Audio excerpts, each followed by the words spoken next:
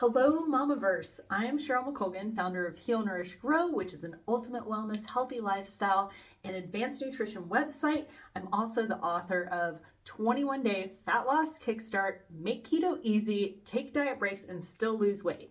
And today I'm coming here to chat with you about how to get started with keto. So there is no real magic to it. It's just consistency. Like everything with health and wellness, right? You've got to actually do it and put things into practice to have things work for you.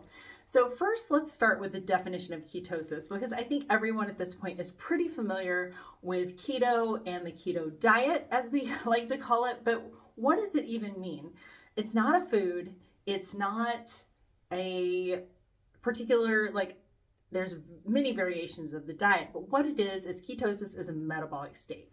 So the way to get into ketosis is to restrict carbs. That's it. There's a lot of confusion about this. People think, oh, do I need to hit a certain amount of fat to get into ketosis? Do I need to do all these other things with my diet? It's purely carb restriction. If you restrict your carbs to under 25 grams of carbs per day, you will get into the metabolic state called ketosis. So that sounds really simple, right? But people totally overcomplicate this all the time. I speak about this a lot. And while it's easy to say that you just need to do that, putting it into practice is more challenging, especially if you've never done it before. So here are my favorite tips for getting started with keto. And if you want to go visit my website, healnourishgrow.com, I have a getting started with keto guide that goes into more detail about these things.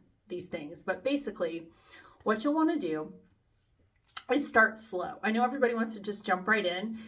And if you're a type A personality, that can definitely work. But there are also some things about ketosis that can be a little bit challenging for your body in the beginning. And there's this thing that probably everybody's heard of this as well, called keto flu. It's not an actual flu.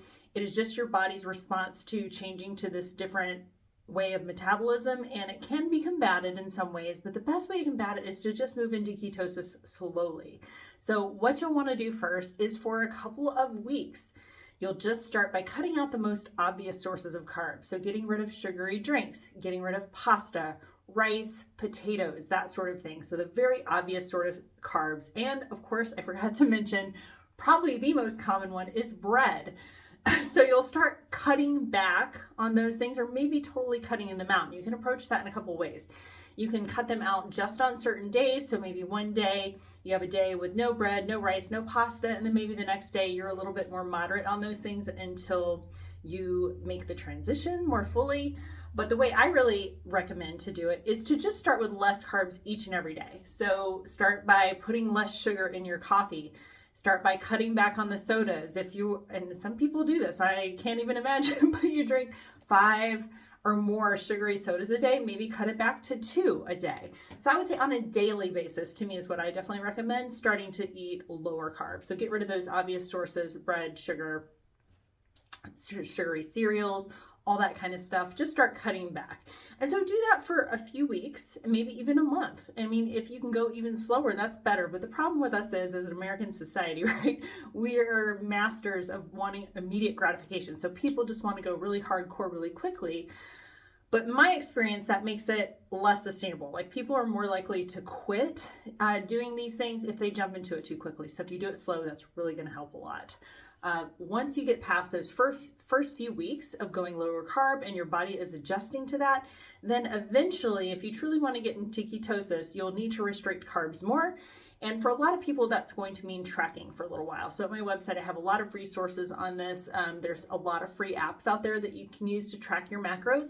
And if you want to know what macros you should be eating every day, I have a really awesome free keto calculator. It gives 2 options. It gives a more traditional keto paradigm, and it gives a higher protein paradigm. I'm not going to call it high protein, because really the amount of protein that the higher protein calculator calls for is what is an appropriate amount of protein for optimal body composition. And this is based on a lot of thought leaders in the space, a lot of research that's come out on this. So as we get older, especially, your body does not process protein very effectively. And so what that means is that you need to actually eat more protein as you get older, which is crazy. And a lot of people have trouble with that. I still have trouble with it. And I'm I'm in ketosis every day. I've eaten keto for, at this point, over 6 years. And it's still challenging for me to get the amount of protein that they're recommending, because if you happen to eat anything else outside of protein, if you're trying to maintain or lose weight, it's pretty difficult, but it's not impossible.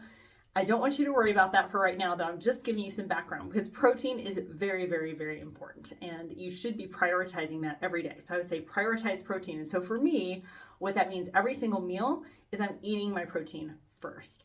And once I get through an amount of protein that's appropriate, and what you should be shooting for is every time you eat 30 grams of protein. And let me tell you why. Because it requires 30 grams of protein to stimulate muscle protein synthesis. And what that is what helps you build and maintain your muscle. So every time that you eat is an opportunity to build and maintain muscle, which is so important because it's the most metabolically active tissue in your body.